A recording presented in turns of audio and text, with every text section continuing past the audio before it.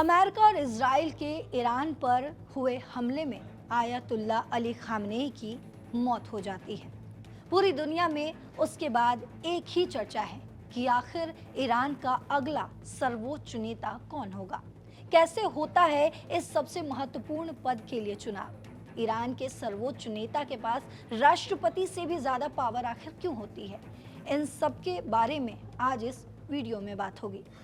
Iran की राजनीति को समझने के लिए सबसे पहले ये जानना जरूरी है कि इस देश में सत्ता केवल चुनावों से तय नहीं होती, बल्कि एक जटिल धार्मिक राजनीतिक व्यवस्था के भीतर संचालित होती है।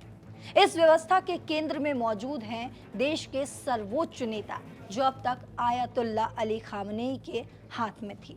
आयतुल्ला अली खामनेई को साल 1989 में असेंबली ऑफ एक्सपर्ट द्वारा आजीवन सुप्रीम लीडर नियुक्त किया गया था।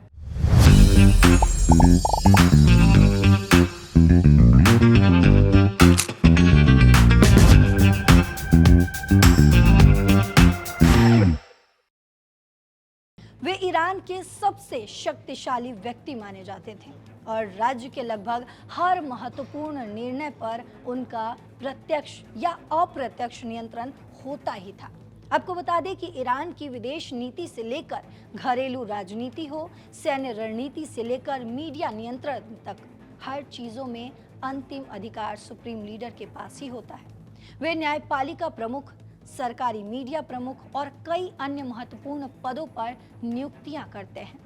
इसमें दिलचस्प बात यह है कि सुप्रीम लीडर को जनता सीधे नहीं चुनती। 1989 की इस्लामिक क्रांति के नेता रुहोल्लाह खामनेई की मौत के बाद धार्मिक विद्वानों की निर्वाचित संस्था असेंबली ऑफ एक्सपर्ट्स ने खामनेई को इस पद पर नियुक्त किया। यही संस्था सुप्रीम लीडर का चयन करती है, उनकी निगरानी करती है और आवश्यकता पड़ने पर उन्हें पद से हटाने का अधिकार भी रखती है।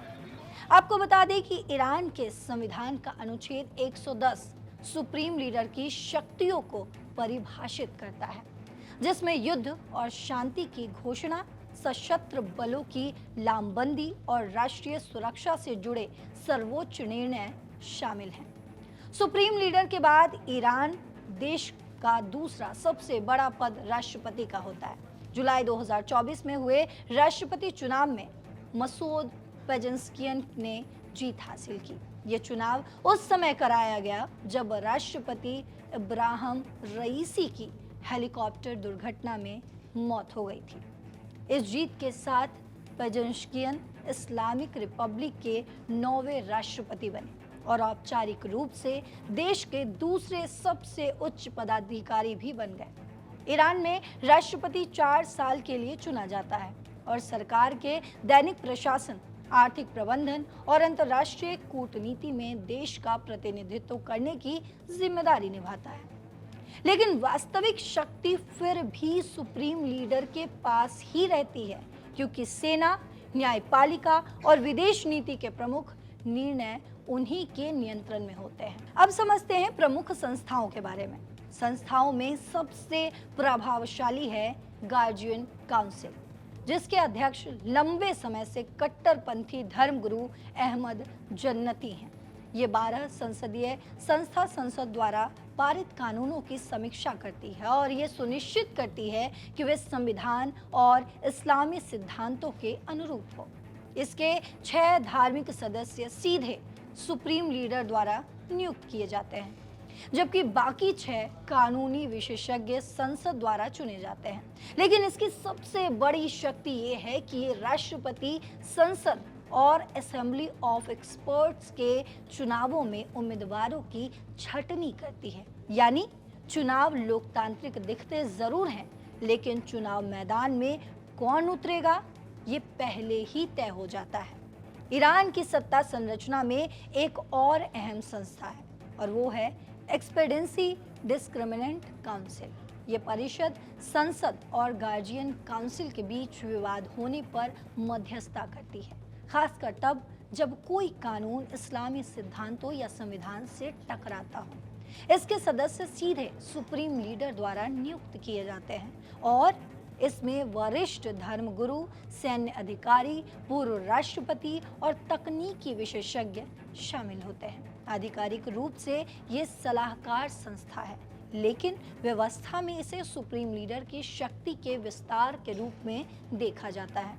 सत्ता के सैन्य स्तंभ के रूप में इस्लामिक रिवॉल्यूशनरी गार्ड कॉर्प्स यानी कि IRGC की भूमिका बेहद ही महत्वपूर्ण है। 1979 के इस्लामिक क्रांति के बाद स्थापित ये संगठन शुरुआत में नई व्यवस्था की रक्षा के लिए स्वयं सेवी बल, लेकिन 1980 से 1988 के ईरान इराक युद्ध के दौरान ये समांतर शक्तिशाली सैन्य बल बन गया।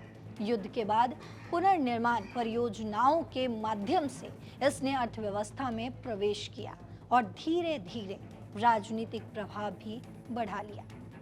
इस्लामिक रिवॉल्यूशनरी गार्ड की कमान जनरल मोहम्मद पाकपोर के हाथ में थी, जिसे अमेरिकी इजराइल युद्ध में मार दिया गया। विश्लेषकों का अनुमान है कि ईरान की 20 से 40% अर्थव्यवस्था पर इस संगठन का प्रत्यक्ष या अप्रत्यक्ष प्रभाव है। ऊर्जा, निर्माण, कृषि और वित्त जैसे क्षेत्रों में इसकी बड़ी हिस्सेदारी है। सैन्य रूप से यह संगठन देश के भीतर शासन की रक्षा करता है और विदेशों में रणनीतिक अभियानों को संचालित करता है। इस्लामिक रिवॉल्यूशनरी गार्ड की बसीज मिलिशिया आंतरिक चीजों पर नजर रखती है, जबकि कुदस फोर्स क्षेत्रीय ऑपरेशन संभालती है। सुप्रीम लीडर खामनेई के दौर में IRGC की राजनीतिक और सुरक्षा भूमिका काफी विस्तारित हो चुकी थी। ईरान की विधायी संसद है, जिसे मजलिस कहा जाता है। इसके वर्तमान स्पीकर हैं मोहम्मद बघेर क्वालिबफ, जो स्वयं खुद पूर्व रिवॉल्यूशनरी गार्ड कमांडर रह चुके हैं। 290 सदस्यीय ये एक सदनीय संसद प्रत्यक्ष चुनाव से चुनी जाती है और इसका कार्यकाल 4 साल होता है। संसद कानून बनाती है, राष्ट्रीय बजट पास करती है और अंतर्राष्ट्रीय समझौतों को मंजूरी देती है। हालांकि इसकी शक्ति भी सीमित है, क्योंकि गार्जियन काउंसिल किसी भी कानून को असंवैधानिक या इस्लामी सिद्धांतों के खिलाफ बताकर रोक सकती है। समय के साथ मजलिस की संरचना भी बदलती गई है। शुरुआती सालों में धार्मिक नेताओं का दबदबा था, लेकिन हाल के सालों में सुरक्षा और सैन्य पृष्ठभूमि वाले नेताओं का प्रभाव तेजी से बढ़ा है, जो ईरानी राजनीति में सुरक्षा प्रतिष्ठान की बढ़ती भूमिका को दर्शाता है।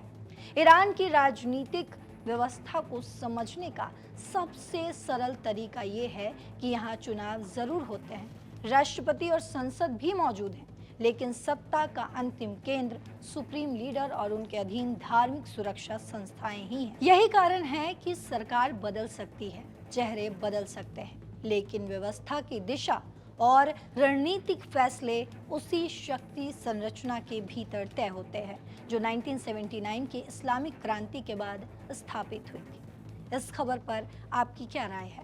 जो भी राय हो कमेंट बॉक्स में ज़रूर बताते जाइएगा। फिलहाल इस खबर में इतना ही। देश और दुनिया की बाकी खबरों के लिए देखते रहिए दैनिक जागरण। नमस्कार।